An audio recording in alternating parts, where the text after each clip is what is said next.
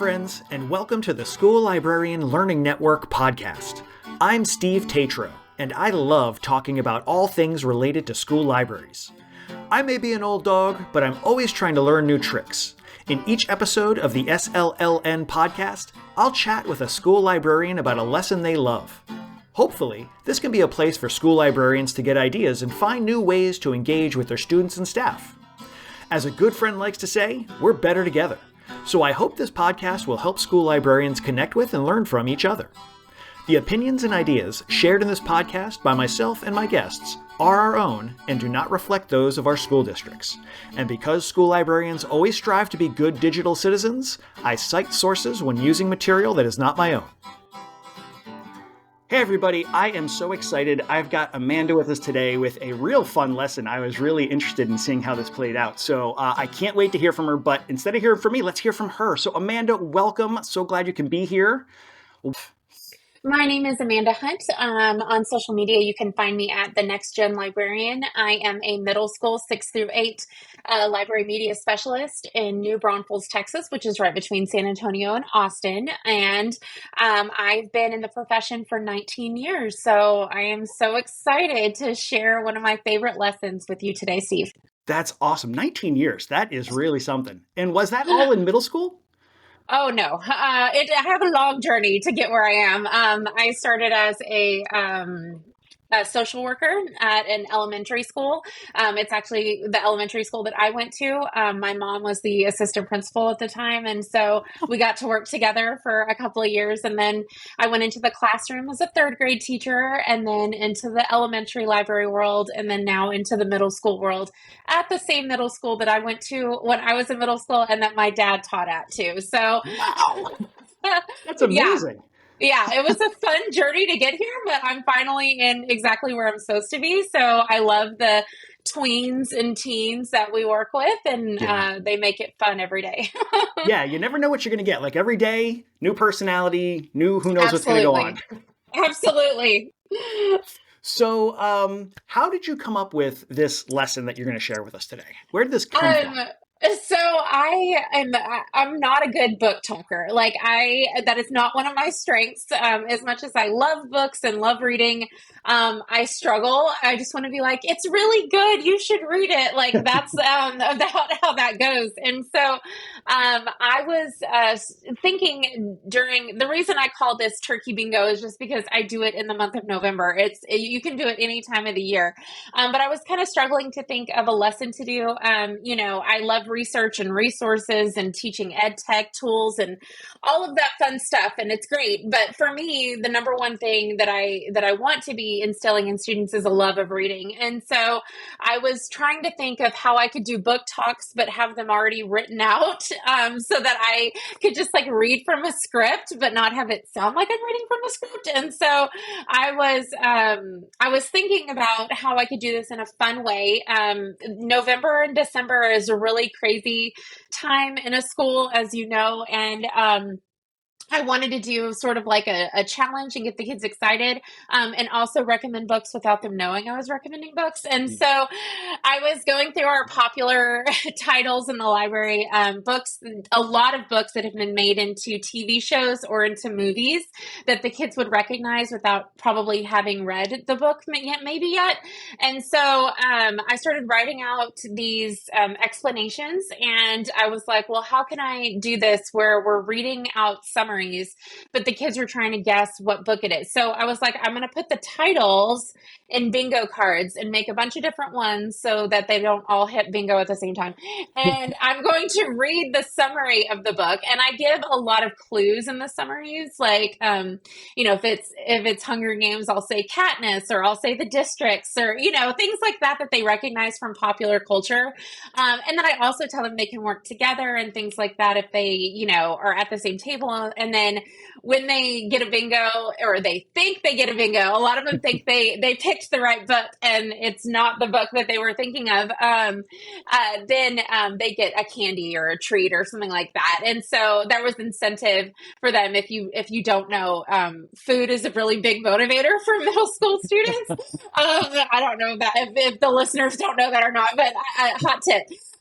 So I definitely feel like that was a huge motivator. And so then after that, kids are like, what book was that? Oh my gosh, I didn't know that one was a movie. I didn't know that was a show. And so then I have them all like out and then they just fly off the shelves when they're checking them out. So it was my little way of like sneaking in a bunch of book talks without them really knowing, if that makes sense. I love it. I mean, it's so clever in that you are taking something that can be sort of difficult, like, because I love to do book talks, but like you said, like just remembering what's that book Yes, that I know I read that, but I read it like a year ago, or right.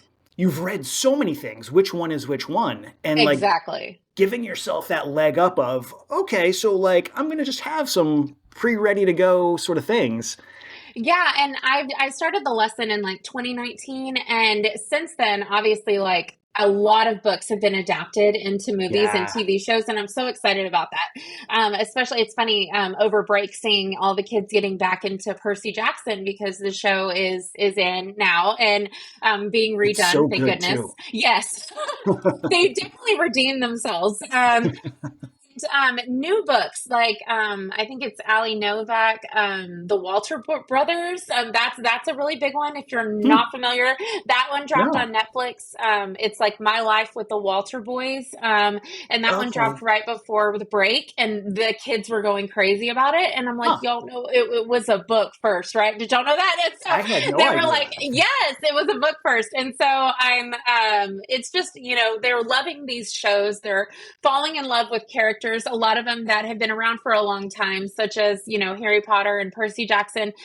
They're getting a new audience. And a lot of them in that case, like don't know that they were books first. And so it's a way for me to kind of let them know that, but also put other titles on their radar that they may not have known about beforehand, that they're already invested in. They come in with this prior knowledge of these books and these characters and they think they know what's going to happen. But I'm like, y'all, a lot of times they change things from the book to the movie Yeah. adaptation. And so they love comparing them. And I get those comments a lot. Like, I didn't know they changed this. And the ending was totally different. I'm like, yeah. Do you see why I get upset when I'm like, oh, the book was better? So it's fun to have those conversations with them after they make those connections between the show or the movie and the book. So I love too that in the write up you did for this lesson on your blog, you mentioned that you can sort of tune the clues. You can sort of find different, depending on your audience that you're doing this with, whether it's the same grade level but different ability levels, or if it's different grade levels, like there's so many ways you can kind of play with this and make it fit your population. absolutely. So at middle school, I'm hitting like the most popular teens, tweens, middle grade titles, but for elementary, you'd want to take it down and maybe focus more on like Captain Underpants and Dogman and all of those types of books that kids are into. And you can with this. And then for high school, I think it'd be really fun to do it with like your AP classes. If you're getting into the classics, a lot of them kind of have a baseline of what those books are and who the characters are when they get to high school. So I think it'd be really fun to do as like a nice brain break, or it's a nice way to start the year if you wanted something like a fun lesson to do. But yeah, I do have them editable in the Google Drive that I link. It's in Pages. If you're not an Apple user, you can import them into PowerPoint or any other Canva. That's just what I was using at the time when I made them. And so Hmm. they are editable. So if you wanted to change any of the titles out and switch that out, I think it'd be really fun to do in an English class or you could do this even in like other content areas. You could do it in theater. With different shows or plays or Oh things like yeah. that. So I think it's fun to adapt and make it fit for your audience. Yeah. And you're talking about how you look at the book and the movie and how they can be different. Like I could see that working with one of your advanced classes too, where you're like, you have both the book and the movie on the card and you've got to differentiate like which one is the one, like we watched this version in class, but maybe there's, something else that's in the book, and kind of get the kids really thinking about it. That would be awesome. In fact, I think it'd be fun to do like a whole card, the all the different Romeo and Juliets, like all the way from Oh yeah. like Nomeo and Juliet, like the picture, but like from the kids, all the way up to like all the different versions that are out there. I think that would be so fun. That's a good idea. Oh But yeah, you could yeah, do that for Christmas Carol too. oh So many yes, Christmas carols. Oh, so many. Oh my gosh. I love it. Oh man, so many possibilities. I love this. Yes. So you had mentioned in your write-up that you kind of seemed to touch base with the ELA teachers about this. In what way were you sort of bringing the ELA teachers in? So I did this lesson. It was kind of on a whim, and I do it digitally now, but at the time I printed out something like 50 something bingo cards and laminated them all so the kids could use dry erase markers and Oh, things like that on them and just clever. erase in between classes. Nice. But we are a one-to-one iPad district now. I mean, well, we have been for a long time, but my kids are really coming in with a lot more prior knowledge of it now, and so I use it all digitally now, but for the kids that maybe don't have their iPad or forgot it that day or whatever, I do have extra cards to use. And I was going through and I was doing all of this and I was like talking to my teachers and I'm like, hey, I'm going to do this lesson. What books are y'all planning to teach this year, or what books have you already taught this year? So that I wanted to make sure to get them on the cards, because it's hilarious when you're reading the description and they all get it at the same time and they start like screaming and yelling because they're like, oh my goodness, like they're reading Lewis Thacker's Holes in sixth grade. And so like they're like, we just read that part. And I'm like, yeah, like I did this with a purpose, And so I always like to get with my ELA teachers ahead of time and just say, hey, what books have y'all done? Especially my smaller groups, like my English language learners and my special education resource Oh classes. They yeah. read a lot more novels like small group rather than like whole group, because that's like a whole other thing of how many copies they have to have and stuff. They have a little bit more Mm. flexibility with those push out classes and the resource classes and things like that.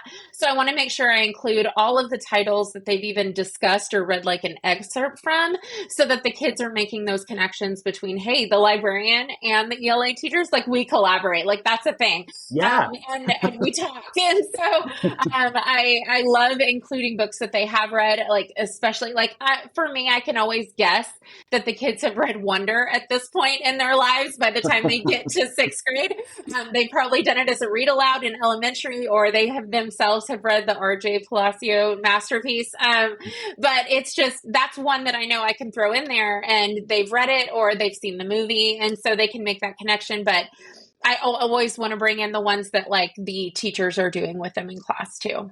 That's a great idea. Anytime we can collaborate is always, in my mind, an Absolutely. automatic win. Yeah. And Absolutely. talking about ELL, like now you got me thinking like you could maybe even do some sort of like video components that might help the ELL kids. Maybe they are not as familiar with like as you're reading it in English, but maybe they see elements. Absolutely. It could be a Hmm. video. You could put it into any sort of like ed tech tool. Like if you wanted to use Flipgrid and the kids could make their own video to kind of respond to Oh some of the yeah. choices. Yeah, like we could, instead of me reading it, yeah, they could watch a clip and say which book was this or which, movie has this been adapted from. So yeah, I think having lots of different options, especially, but it's not just for like for our ELL, they absolutely 100% need that accommodation, but all of Hmm. our students, some are Oh more yeah. visual learners, some are auditory learners. And so I love bringing in any different types of, media that we can show them so that they can really grasp what we're trying to get across in class. So Yeah. Huh. 100%. I love that. Now I'm picturing like you could even do book covers and like blur out the titles and the names, and it could just be, like all different ways Yeah, of engaging them. Oh man. that's so And now, fun. I love that. then you turn it into a class project. Like, okay, everybody come up with one clue for one book that you really love, and now you've got a million clues and you've got a million ways to play with that. And they Oh do the boy. work for us. So yes, Yes. I love when that happens. I am all about student labor, let me tell you. Absolutely. Absolutely. I've done a 6 word book talk lesson with kids before, and all the ones that I got from them, I just save them for the next year when I do it again, or if I skip years, or when I do blackout poetry. I'm like, hey, I'm going to Yeah. keep this one because I think it's a really good example. So, yeah, anytime we can get the kids to give us good examples, that's a win. Oh, 100%. And then, not I always kind of phrase it as like, oh, child labor, like saving myself work, but it's really about them being engaged and like them having that agency in understanding they're part of the process. Like it's not us teaching to them. It's them being part of the learning that's going on, you know? Absolutely. And when we talk about SAMR with technology, wanting to make sure that they know it's not just straight like substitution, that we're going Yes. all the way up the model so that they are sharing out with the world, because that's something I'm really big about, that we're moving beyond the four walls of this library. And I'm like, oh, I'm going to put this on Blue Sky, or I'm going to put this on Instagram. I'm going to share this on our Apple TV so everybody that comes in gets to see it. I'm going to send it to the district so that they can see the fun that we're having and the lesson that we did. And so then the kids are like, oh, I saw my picture in the, district newsletter. And I'm like, yeah, like what we're doing is important and it matters. And it's another great way to highlight the library and the things that we do in the library. So I'm always about the public relations aspect of the Love job. that. Oh man, that's so good. I'm so bad at that side of remembering to do that stuff. Like I know it's making a difference and I know the kids are Right. engaged, but it's hard to remember that there's a wider audience out there that we can get important support from if we are being cognizant of it.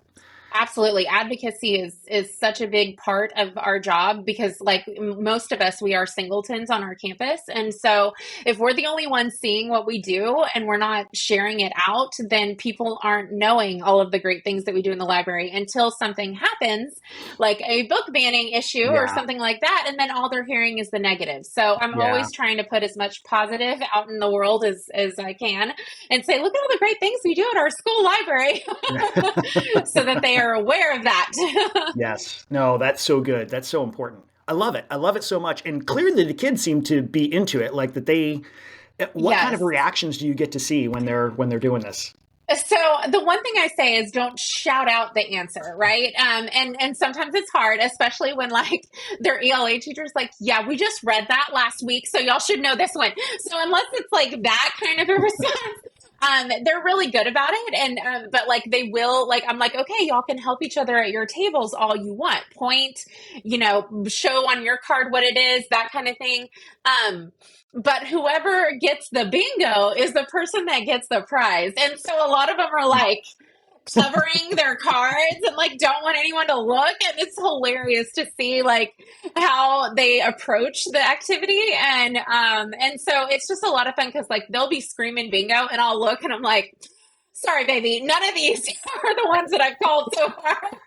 But like they're like, I swear that was Dogman or Diary of a Wimpy Kid, and I'm like, oh no, I haven't said that one yet. And so it's so fun for them to like get into it because one bingo is like prior knowledge. I don't have to explain it; they understand what bingo is and how it works, and so we can just jump in and we can do a Mm, lot of different rounds before we have to take care of checkout and things like that. And so the more rounds we can do, so they are motivated, so they're quiet and they're attentive and they're ready but it is very exciting to see how excited they get. And so it is one of the lessons that I love to do because sometimes it's sit and get, sometimes they're not as engaged on the iPad as I wanted them to be in a lesson, but this one I never have to worry about engagement. Like it's 100% every time.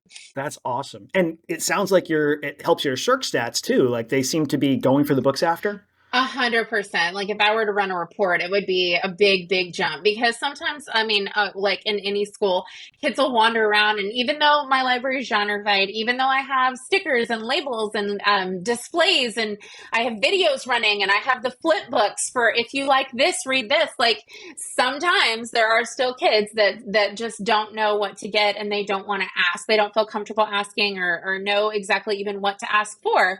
So in Yeah. this way, they're hearing something like 40, 50, 60 different book talks. And they're like, they'll come up to me and be like, what was that one that you said about the summer, about the girl, or she has the two boys and the brother? I'm like, oh yeah, I got it. Like it's right here.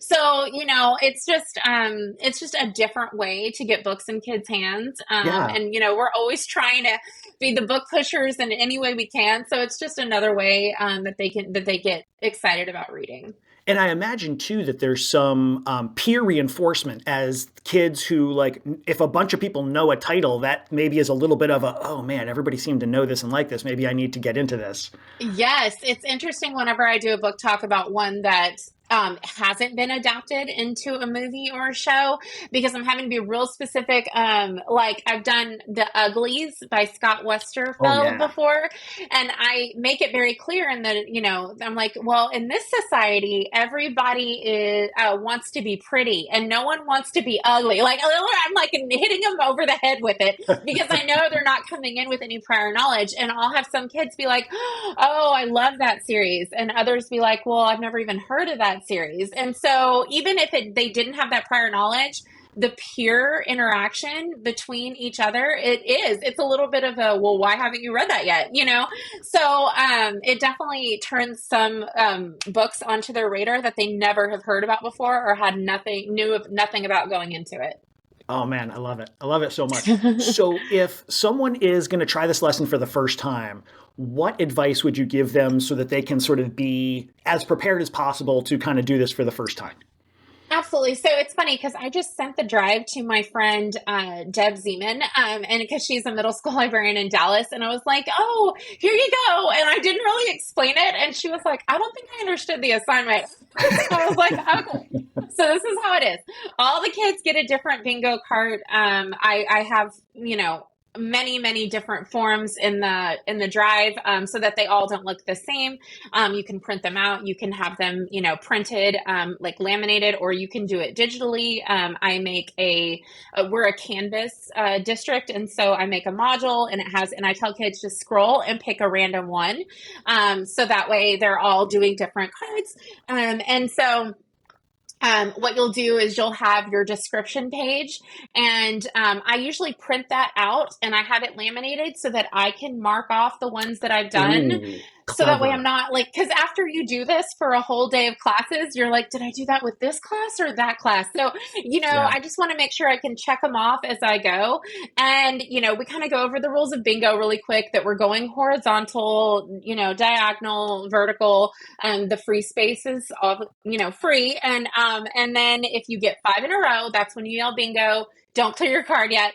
But yeah, so I randomly bounce around my list of descriptions of books and I read them out.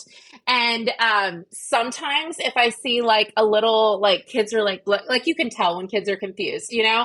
and they'll be like, oh, I don't know what that is. They're like looking, do you have, and I can see that under a few of them, I'll have like a little asterisk and it's like hint, and it'll have like a little hint. And so like I'll take it to that next step. Like a lot of them you won't have to, an 11-year-old boy going to a magic school with wizards. Like I don't have to give a hint Right. with that one. But there are some that like I've picked that are shows that maybe some kids have never even heard of, or like I'll pick some manga because I have a very strong manga population of readers on my Hmm. campus, and there's some kids that are 100% against manga and will never read it. So I like to give little clues on those because not everyone reads different genres, different types of books, things like that. Um, so I definitely want to make sure that the kids aren't confused or that they're lost or, that kind of thing. I want this to be a pretty easy, game.